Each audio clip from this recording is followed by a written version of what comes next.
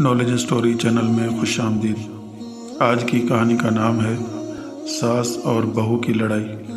आप दोस्तों से गुजारिश है कि वीडियो को एंड तक ज़रूर देखें। काफ़ी अरसे पहले की बात है।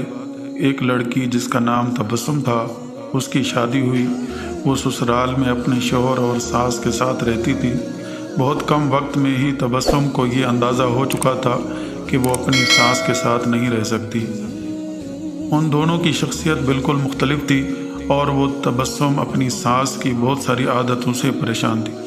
उसकी सास हर वक्त तबस्सुम पर तंज करती रहती है, जो उसे बहुत नागवार गुजरता था। आहिस्ता आहिस्ता दिन और फिर हफ्ते बीत गए, लेकिन तबस्सुम और उसकी सास की तकरार ख़त्म ना हुई। उन तमाम नाइत्तेफाकियों ने घर का माहौल बहुत ख़राब कर दिया था, जिसकी वजह से तबस्सुम का शौहर बहुत परेशान रहता था। आखिरकार तबस्सुम ने यह फ़ैसला किया कि वो अपनी सास का बुरा रवैया और बर्दाश्त नहीं करेगी और वो अब ज़रूर कुछ न कुछ करेगी। तबस्सुम अपने पापा के एक बहुत अच्छे दोस्त अहमद अंकल के पास गई, जो जड़ियाँ बूटियाँ बेचते थे। तबस्सुम ने उन्हें सारी कहानी बताई और उनसे कहा कि वो उसको थोड़ा सा जहर दे दे ताकि हमेशा के लिए ये मसला ख़त्म हो जाए।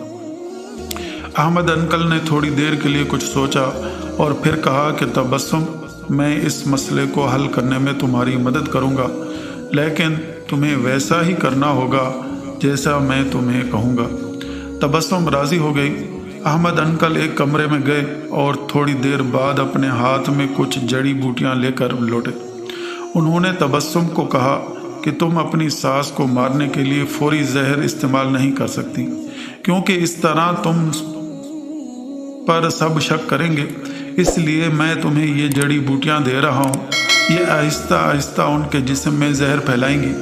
हर रोज़ तुम कुछ अच्छा पकाना और फिर उन्हें खाना देते वक्त उसमें ये जड़ी बूटियाँ डाल देना। और हाँ, अगर तुम चाहती हो कि कोई तुम पर शक ना करे कि तुमने उन्हें मारा है, तो तुम्हें ये ख्याल रखना होगा कि तुम्हारा रवैया उनके साथ बहुत दोस्ताना हो। उनसे लड़ाई मत करना, हर बात मानना और उनके साथ एक मलका की तरह बर्ताव करना। तबस्सुम ये सब सुनकर बहुत खुश हुई। उसने अहमद अंकल का शुक्रिया अदा किया और जल्दी से घर चली गई, क्योंकि अब उसे अपनी सास को मारने का काम शुरू करना था। हफ्ते गुजर गए और फिर महीने। तबस्सुम रोज़ कुछ अच्छा पकाकर अपनी सास को ख़ास तौर पर पेश करती थी। उसे याद था कि अहमद अंकल ने उससे क्या कहा था कि उसे अपने गुस्से पर काबू रखना है, अपनी सास की खिदमत करनी है और उनके साथ अपनी माँ जैसा बर्ताव करना है। 6 महीने गुजर गए। घर का नक्शा तकरीबन बदल चुका था। तबस्सुम ने कोशिश करके अपने गुस्से पर काबू करना सीख लिया था। अब अक्सर वो अपनी सास की बातों पर नाराज़ और गुस्सा ना होती। 6 माह में एक बार भी उसका अपनी सास से झगड़ा नहीं हुआ था और अब उसे वो बहुत अच्छे लगने लगी थी और उनके साथ रहना भी आसान लगने लगा था। उसकी सास का रवैया भी उसके साथ बहुत बदल गया था और वो भी तबस्सुम को अपनी बेटियों की तरह प्यार करने लगी थी। वो अपने सब दोस्तों के दरमियान तबस्सुम की तारीफ़ें करती थी। तबस्सुम और उसकी सास दोनों अब एक दूसरे को माँ बेटी की तरह समझने लगे थे। तबस्सुम का शौहर भी ये सब देखकर बहुत खुश था। एक दिन तबस्सुम फिर अहमद अंकल के पास आई। तबस्सुम ने कहा कि आप मुझे तरीका बताएं कि कैसे मैं अपनी सास को इस जहर से बचाऊं जो मैंने उन्हें दिया है। वो बहुत बदल गई हैं। मैं उनसे बहुत प्यार करती हूँ और मैं नहीं चाहती कि वो इस जहर की वजह से मर जाएं जो मैंने उन्हें दिया है।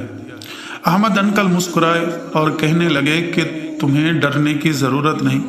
मैंने तुम्हें जहर नहीं दिया था, बल्कि जो जड़ी बूटियाँ मैंने तुम्हें दी थी वो विटामिन की थी, ताकि उनकी सेहत बेहतर हो जाए। जहर सिर्फ तुम्हारे दिमाग में और तुम्हारे रवैये में था, लेकिन वो सब तुमने अपने प्यार से ख़त्म कर दिया। याद रखिए, हमारा रवैया, हमारे अल्फाज और हमारा लहजा ये फैसला करता है कि दूसरे हमारे साथ क्या रवैया अपनाते हैं। वीडियो अच्छी लगे तो लाइक करें, अपने दोस्तों के साथ شیئر کریں اور چینل کو ضرور سبسکرائب کریں۔ Thanks for watching. اللہ حافظ۔